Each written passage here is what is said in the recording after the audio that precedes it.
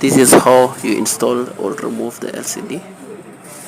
As shown in the video, you can see the scale. K mean positive and A mean negative. Okay, you make sure that you don't interfere with the polarity. You make sure you place, and you make sure the fiber don't touch the iron, because it's very hot, it can damage the LCD. So as you can see,